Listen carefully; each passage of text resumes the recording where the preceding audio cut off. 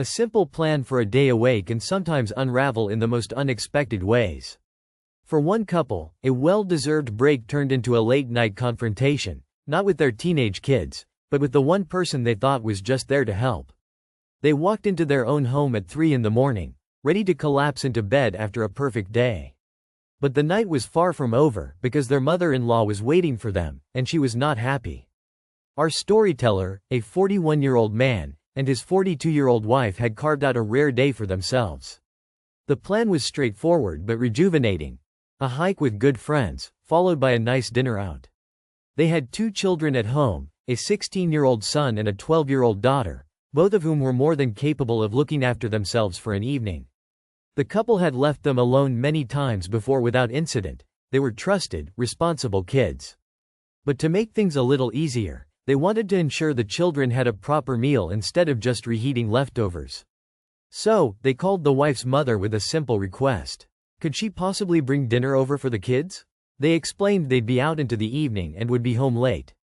They made it explicitly clear that this was not a babysitting request. The grandmother was only asked to drop off the food. In fact, they had an open-ended invitation for her whenever she visited. They had told her many times that she was welcome to stay and watch television if she liked, a small gesture, since she didn't have internet at her own home. But they always stressed that she never, ever had to stay. It was a courtesy, not an expectation. With the arrangements made and the kids informed, the couple set off for their day, looking forward to the freedom and the company of their friends. The day was everything they had hoped for. The hike was beautiful, the conversation flowed, and dinner was filled with laughter. As the restaurant meal wound down, their friends weren't ready for the night to end. They invited the couple back to their place to hang out a while longer. It was a spontaneous decision, the kind of easy, go-with-the-flow moment that makes for the best memories. They agreed, and the evening continued. Time slipped away, as it often does when you're enjoying yourself. Hours melted into one another, filled with stories and shared jokes, until a phone buzzed, pulling them back to reality. It was his wife's mother. She was calling to ask where they were. The man looked at the clock, surprised to see just how late it had gotten. They were just about to leave anyway, so he assured her they were on their way and would be home soon. They said their goodbyes and began the drive home, tired but happy. The streets were empty, the world quiet. They pulled into their driveway around 3 in the morning, anticipating a silent house and a soft bed. But as they stepped through the front door, the peaceful atmosphere they expected was immediately shattered. There, in the living room, sat his mother-in-law. The television was off. She wasn't reading a book or dozing on the couch. She was just sitting there, fully awake, her posture rigid with anger. The air was thick with tension. She was, in his words, fuming. Before they could even set their keys down, the interrogation began. Her voice was sharp, cutting through the stillness of the house. She demanded to know what time they thought it was, her tone dripping with accusation. She then turned her anger toward their son, commenting on how a 16-year-old had no business being up so late. The couple was taken aback. Their 12-year-old daughter was sound asleep, and while they didn't let their son stay up this late all the time, they also knew that managing a teenager's sleep schedule wasn't always a perfect science. More importantly, it was their decision to make as his parents. The husband felt a surge of frustration. This was his home. He was a grown man, a father, being scolded like a teenager who had broken curfew. He didn't appreciate being accosted the moment he walked through his own door. He decided to address the situation directly. He reminded his mother-in-law, as calmly as he could, that she didn't have to stay. Her only task was to bring dinner. She had fulfilled that obligation hours ago.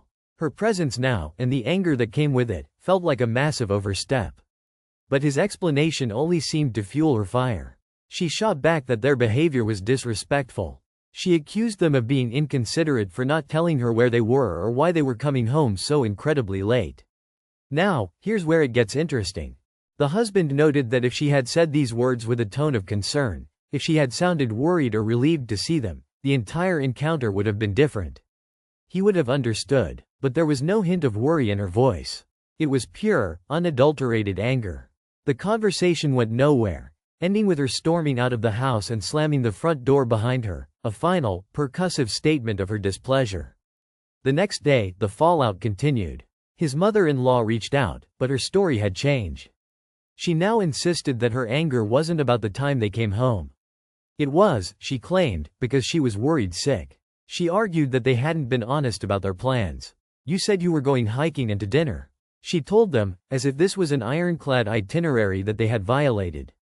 And while that statement was true, it wasn't the whole story. They had gone hiking and to dinner. They had simply, and spontaneously, added more to their evening. They went with the flow, something adults with trusted children at home should be free to do.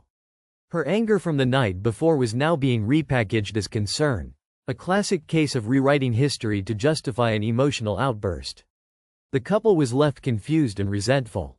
They had never asked her to be a babysitter, yet she had appointed herself the guardian of the household and then punished them for not reporting to her. This situation hinges on a massive gap between expectation and reality. The couple saw their arrangement as a simple favor, a dinner drop-off.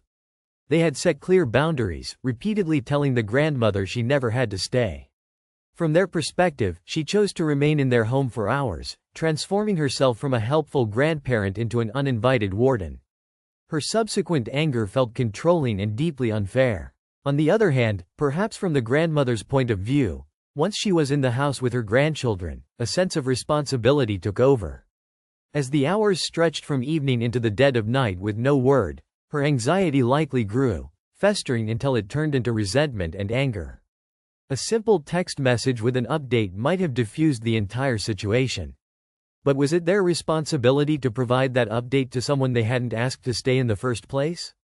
Was this a case of a grandmother's genuine concern boiling over into misdirected anger? Or was it a manipulative attempt to exert control over her adult children's lives? We want to know what you think. Who truly crossed the line in this late-night standoff?